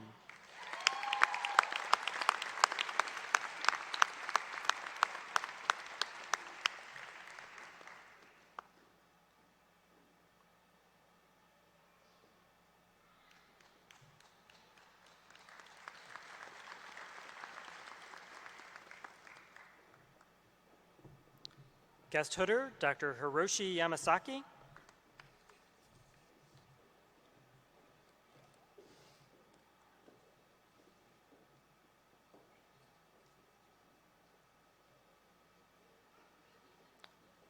Dr. Ai Yamasaki.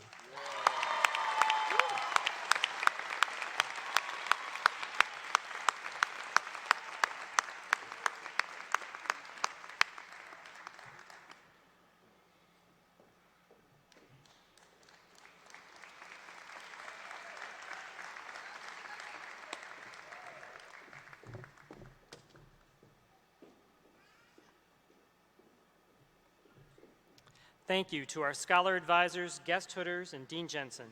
Now it's my pleasure to introduce Dr. Philip Hezderka, Assistant Professor in the Department of Emergency Medicine and the Chairperson of the Faculty Academic Council.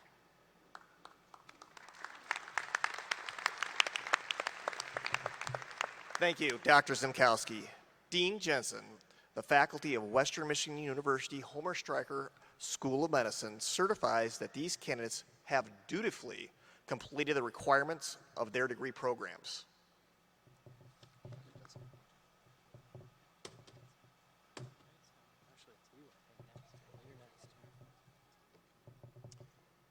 I'll ask the students in the Master of Science degree program in Biomedical Sciences to rise.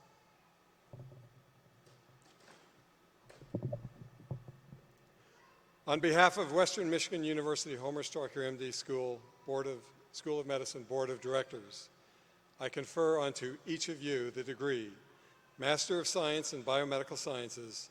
Congratulations.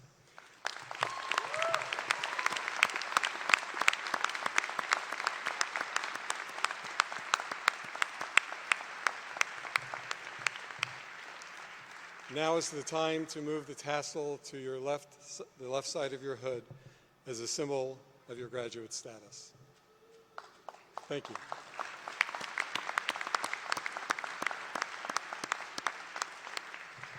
You may be seated. I'll ask the students in the Clinical Informatics Master of Science degree program to rise.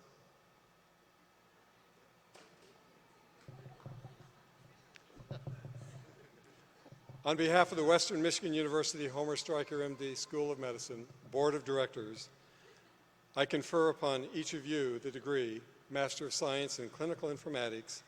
Congratulations.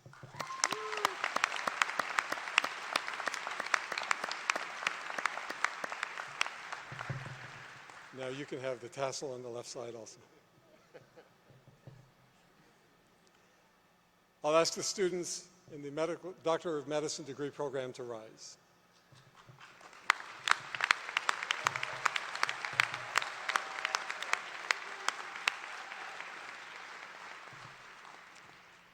On behalf of the Western Michigan University Homer Stryker, MD, School of Medicine, Board of Directors, I confer onto each of you the degree Doctor of Medicine.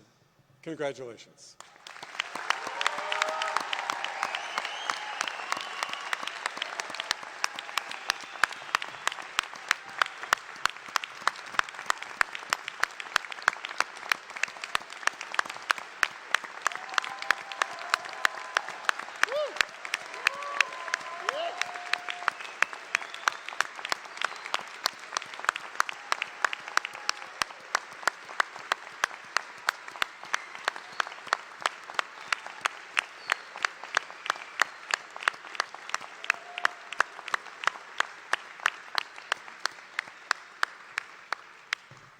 Now is the time for each of you to move your tassel to the left side as a symbol of your status as graduates.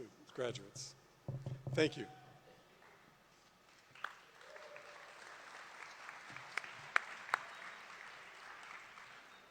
Congratulations, graduates. Dear guests, the oath of Hippocrates is a symbol of the medical profession and perhaps the most widely known of Greek medical texts. The Hippocratic Oath requires a new physician to swear upon the healing gods that he or she will uphold professional ethical standards. Over the centuries, it's been rewritten often to suit the values of different cultures that have been influenced by Greek medicine. A medical oath declares the ethos of medicine and includes solemn promises that identify the covenant relationship between physicians, other healthcare providers, patients, and society as a whole. During the very first weeks of the medical school, students in the MD class of 2019 created their own class oath, which enabled the students to reflect on the principles they feel are important to embrace as medical professionals. By writing their own words, the oath created the foundation for their medical education and medical career. I welcome the president of the MD class of 2019, Nathan Wellham, who will lead the MD graduates as they recite the class oath. Nathan earned his undergraduate degree from Whitworth University. Nathan will complete his residency training in emergency medicine at Western Michigan University Homer Stryker MD School of Medicine here in Kalamazoo. He's a recipient of the Outstanding Student Award from the Department of Emergency Medicine and the Leader Clear Award. He's a member of the Alpha Omega Alpha Honor Medical Society and the Gold Humanism Honor Society. Nathan also received the Dean's Endowed Scholarship. Dr. Wellham.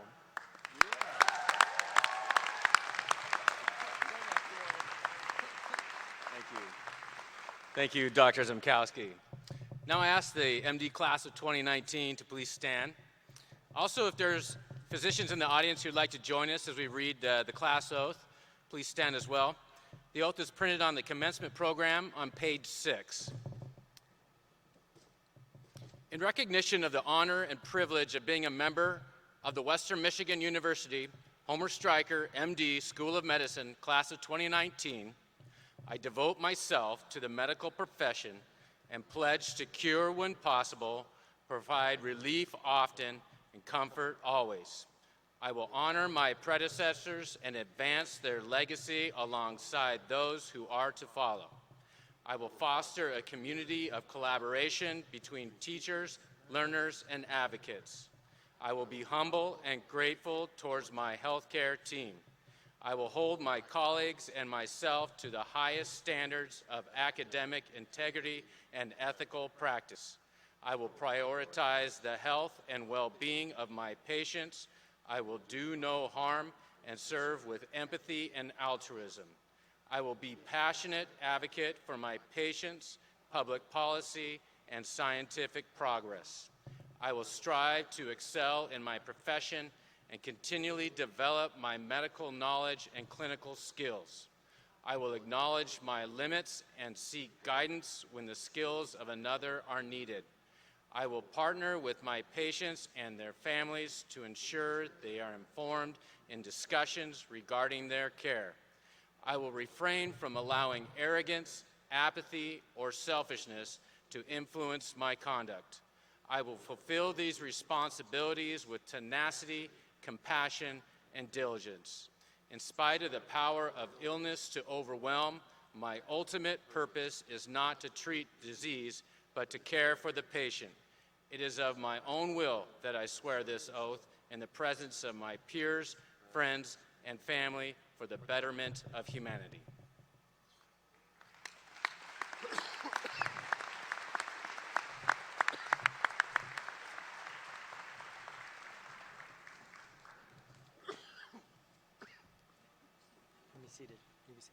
This concludes our commencement proceedings. Following the recessional of our graduates, the faculty, and the platform party, you're invited to join us for a reception in the atrium at concession stand number 4. The graduates will be gathered here on the stage for official class photo, and then they'll meet with family and friends at the reception. The recessional will start with graduates, followed by the faculty, then the hooders, and finally the platform party. Please stand for the recessional, and thank you for joining us today, and congratulations to the WMed class of 2019.